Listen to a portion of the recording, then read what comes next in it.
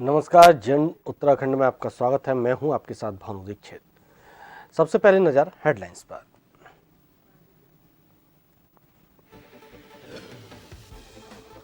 उत्तराखंड में सीएम धामी की कैबिनेट बैठक, 8 प्रस्तावों पर लगी मुहर। आवास नीति में संशोधन को दी गई मंजूरी। चाइल्ड और जनरल काउंसलर की होगी नियुक्ति। कैबिनेट की बैठक में 8 प्रस्तावों पर मुहर।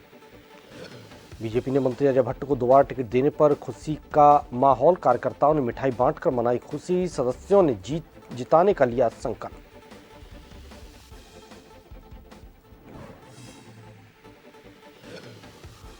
उत्तराखंड में जल, जमीन और जंगलों को बचाने की मुहिम जारी। जोगेश्वर में 1000 से अधिक देवदार के वृक्षों को काटने की तैयारी। स्थानीय लोगों का होने लगा विरोध। जंगलों को बचाने की मुहिम है जारी। लोहाघाट में ऑपरेशन क्रैकडाउन के तहत पुलिस की कार्रवाई। 25.95 ग्राम स्मैक के साथ स्मैक तस्कर गिरफ्तार। 15,000 की नकदी बरामद।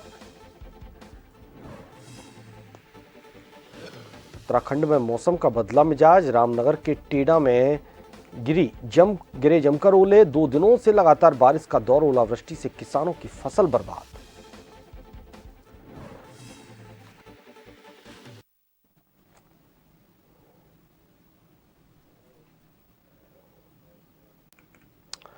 और खबरें विस्तार से। मुख्यमंत्री पुष्कर सिंह धामी की अध्यक्षता में आज कैबिनेट की बैठक हुई। बैठक में धामी कैबिनेट ने 8 महत्वपूर्ण प्रस्तावों पर अपनी मोहर लगाई।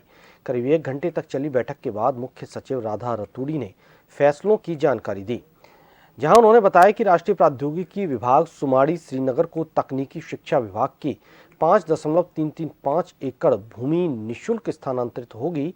उत्तराखंड आवास नीति में संशोधन को मंजूरी प्रदान की गई है। प्रधानमंत्री आवास योजना के तहत अब लाभार्थियों को 1.5 लाख रुपए की धनराशि राज्य सरकार द्वारा दी जाएगी। न्याय विभाग के अंतर्गत 4 जनपदों देहरादून, हरिद्वार, नैनीताल और ऊधम सिंह नगर में चाइल्ड और जनरल काउंसलर की नियुक्ति की जाएगी। इसके अलावा कैबिनेट में अन्य कई फैसले लिए गए।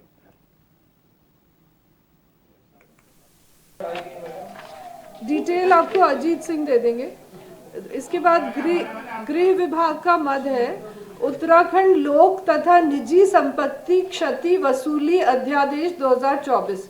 संपत्ति के संबंध में हड़ताल, बंद, दंगों संबंधी लोक अशांति प्रतिवादों के दौरान सार्वजनिक स्थलों पर समस्त हिंसात्मक कार्यों को व्यवहृत करने और उसकी निरंतरता तथा तीव्रीकरण पर नियंत्रण रखने, लोक या निजी संपत्ति की क्षति की वसूली का उपबंध करने और क्षतियों का अनुसंधान करने, तत्संबंधी प्रतिकर अधिनिर्णित करने हेतु दावा अधिकरणों का गठन किया जाएगा और उसके द्वारा ये क्षतिपूर्ति डिसाइड की जाएगी।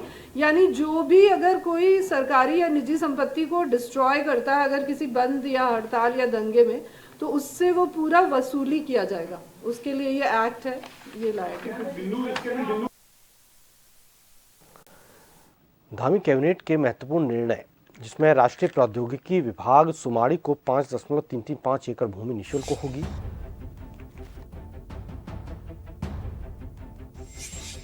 उत्तराखंड आवास नीति में संशोधन को मंजूरी प्रदान की गई। आवास योजना की 1.5 लाख की धनराशि राज्य सरकार देगी। देहरादून, हरिद्वार, नैनीताल, ऊधम सिंह नगर में चाइल्ड जनरल काउंसलर की नियुक्ति होगी। तो वहीं अशासकीय विद्यालयों में भर्ती को लेकर कमेटी अपनी रिपोर्ट देगी। वित्त विभाग के अधीनस्थ लेखा संवर्ग के कर्मियों के अधिकार वित्त विभाग के अधीन ही होंगे। इसके लिए एक सम्मिलित कैडर बना दिया गया है।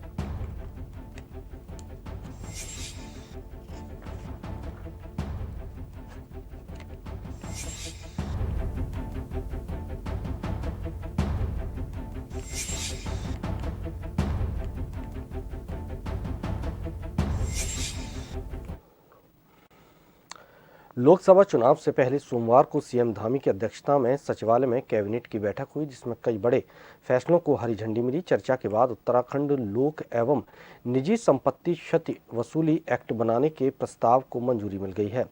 इस एक्ट के बनने से दंगाइयों और प्रदर्शनकारियों की ओर से सरकारी और निजी संपत्ति को नुकसान पहुंचाने पर सख्त कार्रवाई और वसूली का प्रावधान किया जा रहा है। दंगे या आंदोलन में अगर नुकसान किया गया तो संबंधित पर कार्रवाई होगी। वहीं अब अध्यादेश लागू होने के लिए राजभवन भेजा जाएगा।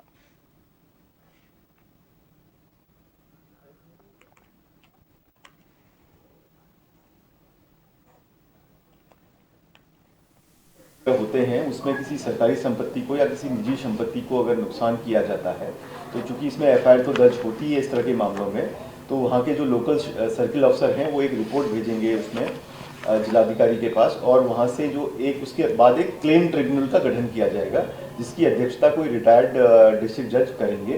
तो क्लेम ट्रिब्यूनल में और भी सदस्य होंगे इसके अलावा, क्लेम ट्रिब्यूनल में मामला जाएगा और क्लेम ट्रिब्यूनल में जैसे बाकी जगह कोर्ट में कार्रवाई चलती है उसी तरह से कार्रवाई की जाएगी। उसमें कोर्ट ट्रिब्यूनल यदि चाहे तो एक कोर्ट कमिश्नर की नियुक्ति भी कर सकता है जो पूरे कितना नुकसान हुआ है उसका असेसमेंट करेगा, और असेसमेंट करने के बाद वो नियमानुसार एक निर्णय करेगा कि भाई इतना नुकसान इस प्रॉपर्टी का हुआ है और ये लोग इसके लिए दोषी हैं, तो उन दोषी लोगों से जो वसूली की है वो कार्रवाई की जाएगी।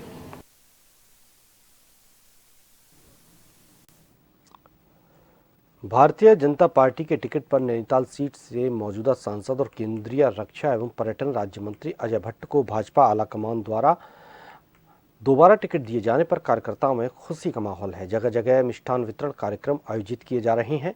इसी क्रम में लालकुआं मुख्य चौराहे पर एकत्रित हुए भाजपा कार्यकर्ताओं ने नारेबाजी करते हुए मिष्ठान वितरण किया। इस दौरान मौजूद प्रदेश कार्यकारिणी सदस्य से लेकर वरिष्ठ भाजपा नेताओं सांसद प्रतिनिधियों ने अजय भट्ट को जिताने का संकल्प लिया।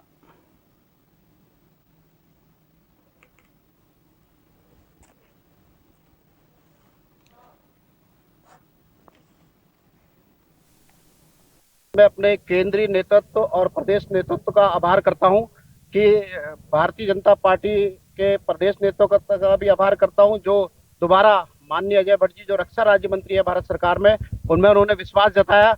यहाँ उनकी जो हम बातें लालकुआं विधानसभा की करें तो लालकुआं गोरा पड़ाव हाथीखाल में ही उन्होंने केंद्र सरकार द्वारा जो 75 करोड़ का अस्पताल बनाया है, और आपके जो जल जीवन मिशन के तहत 11 करोड़ इस लालकुआं में जो विकास कार्य हो रहा है, 24 करोड़ का जो रेलवे स्टेशन जो अमृत योजना के तहत है, ऐसे ही कई विकास कार्य जो लालकुआं विधानसभा में है, और पूरे जनता उनके टिकट मिलने पे खुश है, पूरे कार्यकर्ता खुश है। हम लोग सबसे पहले केंद्रीय नेतृत्व का आभार व्यक्त करना चाहते हैं। पिछले 5 वर्षों से अजय भट्ट जी ने जो क्षेत्र में विकास किया है, चाहे वो जमरानी बांध का मामला हो उसको पूरी तरह सुलझा लिया गया है, चाहे बिंदु खत्ता को राजस्व ग्राम बनाने का मामला हो उसके लिए भी सतत प्रयत्नशील है। इसके साथ साथ क्षेत्र में अनेक विकास योजनाएं अजय भट्ट जी के द्वारा लाई गई हैं, चाहे वो रेल से संबंधित मामला हो।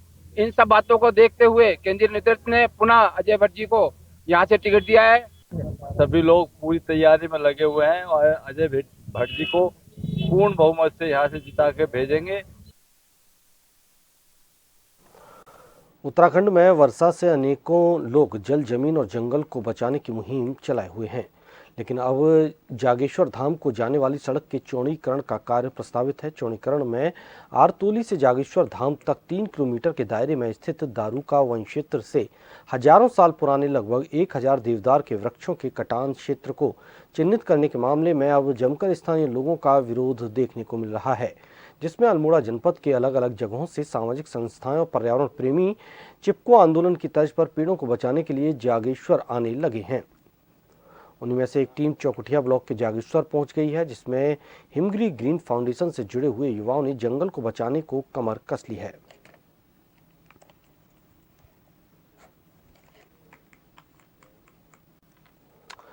लोहाघाट एसपी चंपावत अजय गणपति के निर्देश पर नशा तस्करों के खिलाफ चलाए गए ऑपरेशन क्रैकडाउन के तहत लोहाघाट पुलिस और एएनटीएफ को बड़ी सफलता मिली है। एसपी अजय के निर्देशन पर लोहाघाट थाने के एसओ सुरेंद्र सिंह कुरंगा के नेतृत्व में एएनटीएफ प्रभारी सोनू सिंह और थाना लोहाघाट पुलिस द्वारा जनतोला बाराकूट को जाने वाले तिराहे पर चेकिंग के दौरान स्मैक तस्कर अभिषेक चंद्र को 25.95 ग्राम स्मैक के साथ गिरफ्तार किया। आरोपी से 15,000 रुपये नकद बरामद किए गए हैं।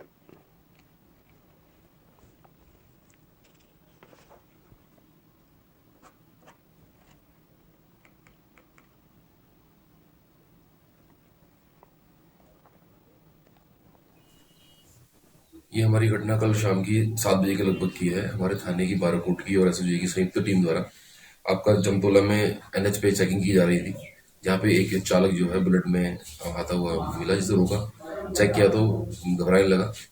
सही से तलाशी ली गई तो गाड़ी में उसके लगभग हमारे 25 ग्राम इसमें बरामद हुई। अगर इन पूछताछ में उसने बताया कि वो इस मैक को पिथौरागढ़ ले आके बेचने वाला था और उससे कुछ पैसे भी बरामद हुए, अराउंड 15,000 समथिंग पैसे के बारे में पूछा तो उसने बताया कि ये इस मैक बेच के ही उसके द्वारा ये कमाई की गई है और बेचने के लिए ही वो पिथौरागढ़। नैनीताल जिले के रामनगर के टींडा गांव बारिश के साथ जमकर ओले गिरे, जिससे टींडा का जंगल सफेद नजर आने लगा। ओलों की सफेद चादर देख लोग उसे बर्फ समझ बैठे, क्योंकि 3 से 4 इंच तक ओलों की परत बिछ गई थी, जिस पर लोगों ने जमकर मस्ती भी की। तो वहीं ओलावृष्टि से किसानों के माथे पर शिकन पैदा हो गई। जानकारों का कहना है कि जलवायु परिवर्तन की वजह से मौसम चक्र में बदलाव देखने को मिल रहा है। पश्चिमी विक्षोभ के चलते बारिश हो रही है। रामनगर के टींडा गांव में जमकर ओलावृष्टि हुई।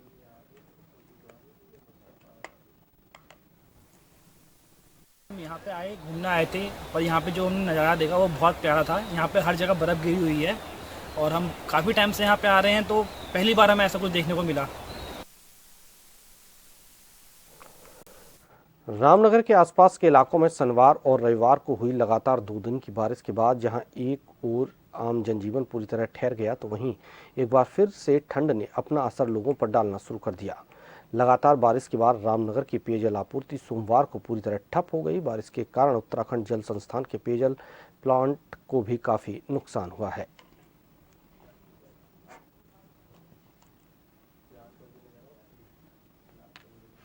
3 तारीख 2 तारीख में जो बारिश हुई है उसके कारण हमारा वाटर ट्रीटमेंट प्लांट का आपका जो कॉपर डैम हमने बना रखा है वो पूर्णतः क्षतिग्रस्त हो गया है।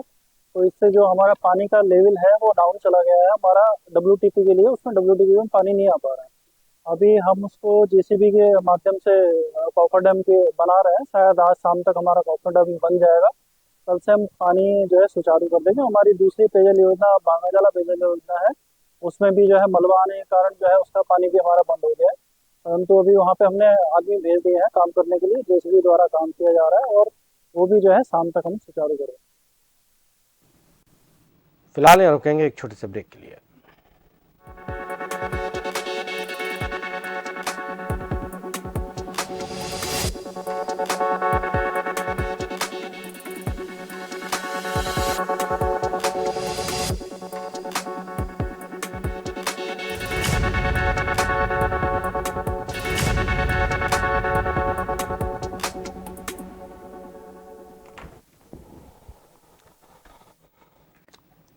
ब्रेक के बाद आपका स्वागत है। आगे बढ़ते हैं। राजभवन देहरादून में 3 दिन तक चले वसंतोत्सव 2024 का रंगारंग कार्यक्रमों के साथ रविवार को समापन हो गया।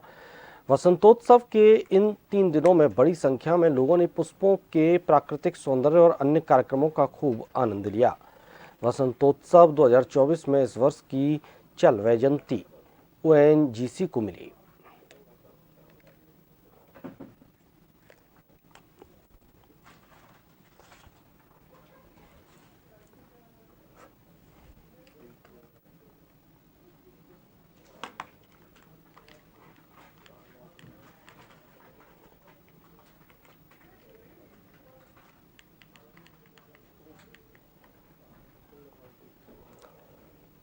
राजभवन देहरादून में 3 दिन तक चले वसंतोत्सव 2024 का रंगारंग कार्यक्रम। वसंतोत्सव में 15 श्रेणियों की 53 उप श्रेणियों में 153 पुरस्कार वितरित किए गए।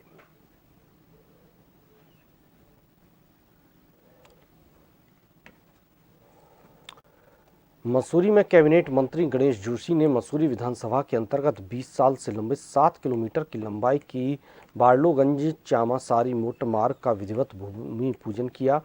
बता दें कि बारलोगंज चामासारी मोटर मार्ग करीब 57.30 लाख रुपए की लागत से बनकर तैयार होगा। कैबिनेट मंत्री गणेश जोशी ने मौके पर उपस्थित कार्यदायी संस्था के अधिकारियों को 6 माह के भीतर निर्माण कार्य को पूर्ण करने के निर्देश दिए। उन्होंने अधिकारियों को निर्माण कार्य में इस्तेमाल सामग्री की गुणवत्ता का विशेष ध्यान देने के लिए भी निर्देशित किया।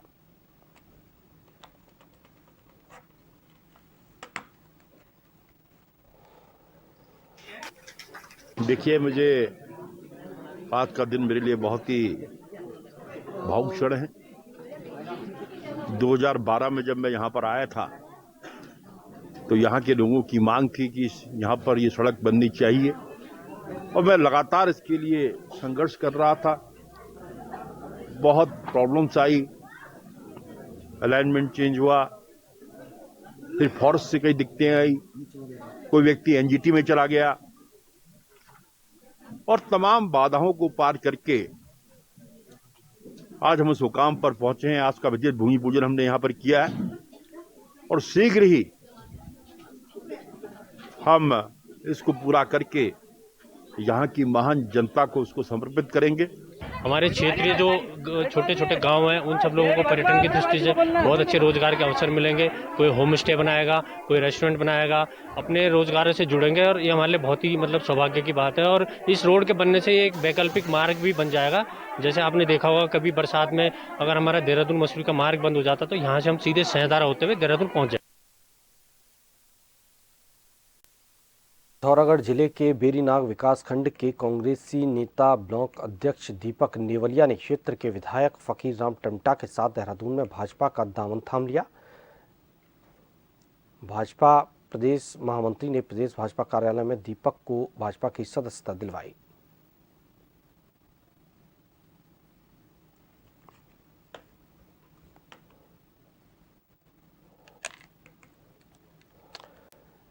आगामी लोकसभा चुनाव को लेकर भाजपा हैट्रिक बनाने के लिए तैयारियों में जुटी हुई है, जिसके चलते भाजपा महिला मोर्चा 4 मार्च से 3 दिवसीय कार्यक्रम आयोजित कर रही है। इस बात को लेकर भाजपा महिला मोर्चा के प्रदेश अध्यक्ष आशा नोटियाल ने कहा कि 4 मार्च को रन फॉर पीएम यानी रन फॉर मोदी मैराथन दौड़ होगी, जिसमें विभाग की महिलाएं दौड़ लगाएंगी और 5 मार्च को हर विधानसभा में स्कूटी रैली और पदयात्रा होगी। मोदी सरकार द्वारा किए गए महिला उत्थान और महिला सशक्तिकरण के कार्यों को जन जन तक पहुंचाने का काम करेंगे।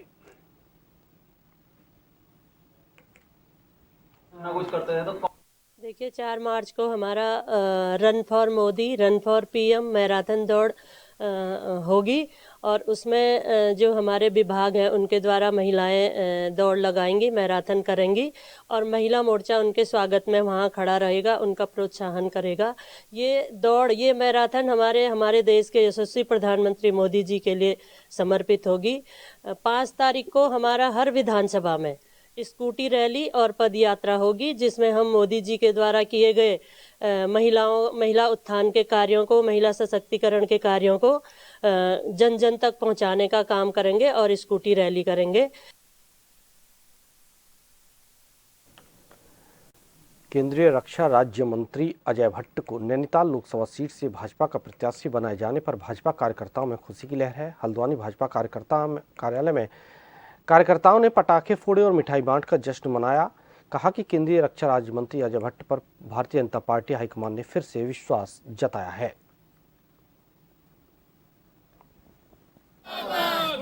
शीर्ष नेतृत्व का बहुत बहुत आभार प्रकट करूंगी कि हमारे एक सरल सहज जो सांसद महोदय यहाँ पे थे, अजय भट्ट जी को आज प्रत्याशी नैनीताल और उधम सिंह नगर लोकसभा सीट से प्रत्याशी घोषित किया है, तो मैं उनको बधाई देती हूँ और शीर्ष नेतृत्व का आभार प्रकट करते हुए आने वाले आगामी चुनाव में आपने देखा कार्यकर्ताओं की जिस तरह से यहाँ पे भागीदारी और खुशी प्रकट की जा रही है, तो आने वाले चुनाव में उन्हें और बम्पर वोटों से जिताकर हम लोग सांसद बनाएंगे।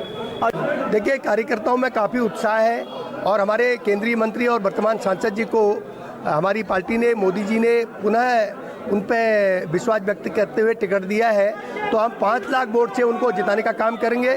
और सभी पार्टी के जितने भी कार्यकर्ता हैं सब में बड़ा उत्साह है और गांव-गांव तक उत्साह है लोगों में कि मोदी जी का ये चुनाव है और अजय भट्ट जी और पुष्कर धामी जी के नेतृत्व में, और हम कमल के फूल को नैनीताल जिले में खिलाने का काम करेंगे। राष्ट्रीय नेतृत्व का मैं सबसे पहले आभार व्यक्त करता हूं और हमारे इस प्रदेश के यशस्वी मुख्यमंत्री पुष्कर धामी जी का भी मैं आभार व्यक्त करता हूं कि तीसरी बार, अब ये दूसरी बार हमारे अजय भट्ट जी हैट्रिक यहाँ करने वाले हैं, चुनाव लड़ने वाले हैं। सभी कार्यकर्ताओं में जोरदार उत्साह है और जिस प्रकार केंद्रीय नेतृत्व ने फैसला लिया है, मैं केंद्रीय नेतृत्व का आभार करता हूँ। केंद्रीय नेतृत्व का आभार व्यक्त करता हूँ कि उन्होंने हमारे सांसद लोकप्रिय नेता श्री अजय भट्ट जी को यहाँ लोकसभा का टिकट दिया है और निश्चित तौर पर मैं मानता हूँ कि हमारे सांसद श्री अजय भट्ट जी 5 साल तक जनता के बीच में लगातार सक्रिय रहे और उनके सक्रियता के कारण ही लोकसभा का उनको पुनः यहाँ भाजपा द्वारा उम्मीदवार बनाया गया है।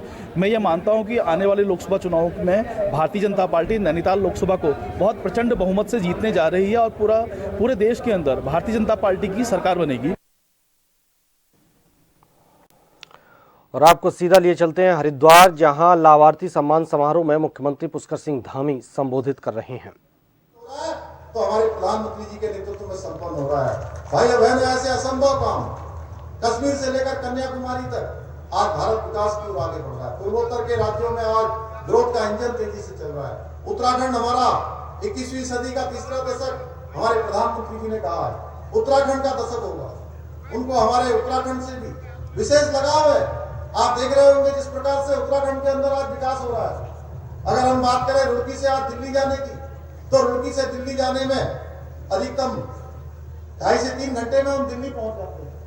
मैं एक दिन बहन जी कल्पना सैनी जी से पूछ रहा था कि जब संसद का सत्र चलता है तो आप क्या करती हैं, तो कह रही थी बहुत दिन ऐसा होता है भाई साहब कि मैं जो है सवेरे यहाँ से दिल्ली जाती हूँ और शाम को वापस आ जाती हूँ। तो ये विकास, ये क्या पहले भी हो सकता था कि नहीं हो सकता था? ये प्रश्न केवल मेरा नहीं है कि मैं बोल रहा हूँ, ये प्रश्न हम सबका है कि आखिर ये जितने काम, जितने विकास की योजनाएं, जितने गरीब कल्याण की योजनाएं, जितने लोगों को आज जरूरत की योजनाएं, वो सब आज देश के अंदर हो रही हैं।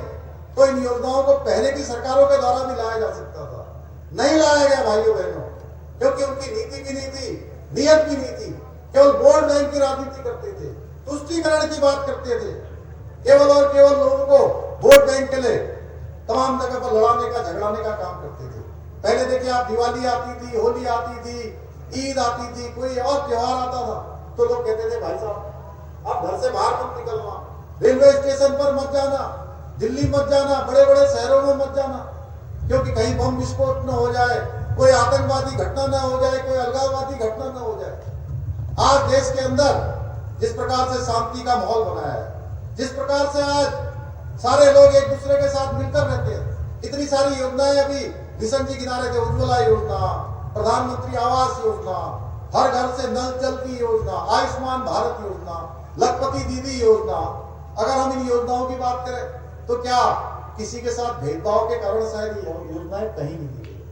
हर वर्ग का व्यक्ति उसमें लाभार्थी बना होगा, जिसको भी जरूरत रही होगी उसको जो योजना मिली होगी, क्योंकि मोदी जी का नारा है, उनका संकल्प।